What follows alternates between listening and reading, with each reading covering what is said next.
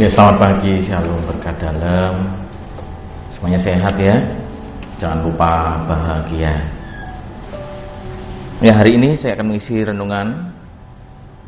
Dan saya pernah membaca ada tulisan yang membuat saya sedikit berpikir. Rejeki wong bakalai jembar, menawa gelem sabar. Urip wong bakal berkah, menawa gelem ngalah. Yang artinya, rezeki seseorang akan luas jika hidupnya sabar. Hidup seseorang akan menjadi berkah jika bersedia mengalah. Wah, ini saya langsung jujur nih, saya belum sanggup melakukan karakter sabar. Mungkin kalau karakter mengalah ya masih bisa lah sekali-kali. Apalagi khotbah atau renungan itu biasanya kan kita alami, kita lakukan. Tetapi kali ini saya akan bahas renungan tentang kesabaran dan mengalah. Karakter ini yang belum bisa saya lakukan, dan rekan-rekan semuanya jangan melakukannya ya. Dan menginspirasi saya untuk mengisi renungan Bahana Morning Devotion hari ini. Dan tema renungan hari ini adalah mau dapat berkat, ya sabar. Mau dapat uang, ya ngalah. Dan dasar renungan hari ini dari Amsal 14 ayat 29. Demikian firman Tuhan. Orang yang sabar besar pengertiannya, tetapi siapa yang cepat marah membesarkan kebodohannya. Ya, tentang kemarahan ya. Ini ternyata orang pemarah itu risiko tinggi mengalami masalah jantung fatal. Salah satunya penyakit orang yang marah itu ya, saya sampaikan ada beberapa. Yang pertama, kemarahan dapat menyebabkan stres dan ketidakbahagiaan. Yang kedua, kemarahan diketahui menyebabkan tekanan darah tinggi. Kemarahan dapat membuat rentan terhadap peradangan dan nyeri otot, cepat letih, kesulitan untuk tidur. Kemarahan dapat melemahkan kekebalan tubuh, detak jantung yang lebih cepat, meningkatkan hormon stres, stroke, sakit kepala, masalah pernafasan, sering sakit, cemas, depresi, dan gangguan pencernaan. Ya, karena ketika seseorang marah, maka salah satu bagian saraf yaitu hipotalamik pituitari menjadi hiperaktif. Bagian hormon inilah yang kemudian melepaskan hormon stres yang disebut kortisol. Semakin banyak kortisol dikeluarkan, tekanan darah pun meningkat. Terkait tentang marah ini aja saya jadi teringat peristiwa. Ya, kejadiannya itu nggak lama sih, baru-baru saja terjadi bulan Oktober 2022. Saat itu saya mengontrak toko untuk bisnis barang bekas saya. Lokasi toko tidak jauh dari rumah tinggal saya, dan toko tersebut satu kompleks dengan rumah produksi kerajinan yang disewa oleh tetangga saya, walaupun lain RT. Sebenarnya selama ini hubungan kami baik-baik saja. Kalau ketemu ya saling sapa, dan kalau sampai ya satu sama lain saling menyapa lah, nggak ada permasalahan. Sampai suatu ketika sore itu saya pulang kerja ke toko, mendapati ada banyak bekas usuk kayu bongkaran rumah di samping persis depan toko, dan ada tumpukan pasir dan bata. Waduh, saya pikir pemilik rumah sedang renovasi rumah nih atau membangun rumah. Ya sudah, karena saya berpikir yang punya tanah itu yang mau bangun ya monggo lah, silakan.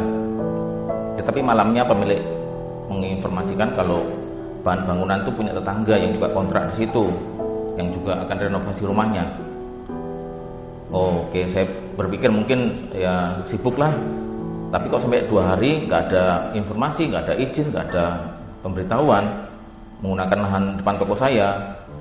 Karena ya selama 2 hari itu depan toko itu agak kotor, debu dan lain sebagainya, di lantai, di meja dan lain sebagainya. Jadi saya dan istri ya bukan hanya menyapu tapi juga mengepel pagi dan malam. Sampai akhirnya hari ketiga saya pulang kerja, karena tidak ada kejelasan, saya ke toko, utama kotor, ya sudah, saya ngepel teras, membersihkan sampah dan lain sebagainya. Saya ambil kertas, saya tulis di kertas itu, saya tempel di dinding teras saya itu. Isinya, tolong jangan buang sampah di sini, segera disingkirkan secepatnya, terima kasih. Saya pulang ke rumah, dan selang beberapa menit itu ada pembeli yang datang ke toko. Di sana saya ke toko, tulisan saya sudah disobek-sobek orang, saya nggak tahu siapa yang nyobek-nyobek. Emosi saya tambah emosi. Dan setelah pembelinya pulang, beberapa menit datanglah tetangga saya itu. Saya langsung menghampiri sambil bertanya, "Mas, siapa yang buang sampah di sini?" Lain kalau mau nitip barang atau mau buang sampah di sini, ya tolong saya atau istri diizin info. Rumah saya juga jenengan tahu, itu tinggal jalan 5 rumah, minimal WA itu ada di spanduk, ada nomor kontak saya. Ya mungkin karena dia nggak terima, saya nada tinggi, akhirnya timbullah percekcokan. Ya, karena beliau tidak terima, saya minta semua sampah rongsokan hari besok maksimal sudah harus dipindah. Akibat pertengkaran tersebut membuat tetangga tersebut melaporkan ke pemilik rumah, dan pemilik rumah memanggil saya dan istri dan memberikan pengertian terkait masalah tersebut. Kalau di halaman depan toko saya itu dipakai untuk membangun rumah tetangga tersebut, yang intinya dari pemilik rumah menyatakan Mas Roni yang ngalah ya, karena memang orangnya seperti itu. Dan akhir kejadian tersebut halaman dibagi 2, dibatasin pakai bambu, pagar bambu. Dan sebagai kompensasinya kami diberikan keringanan potongan yang cukup lumayan lah. Puji Tuhan, uang sebesar itu bagi kami pemilik rumah, pemilik usaha kecil-kecilan, bersyukur. Ternyata kalau mau ngalah ya Tuhan berikan berkat.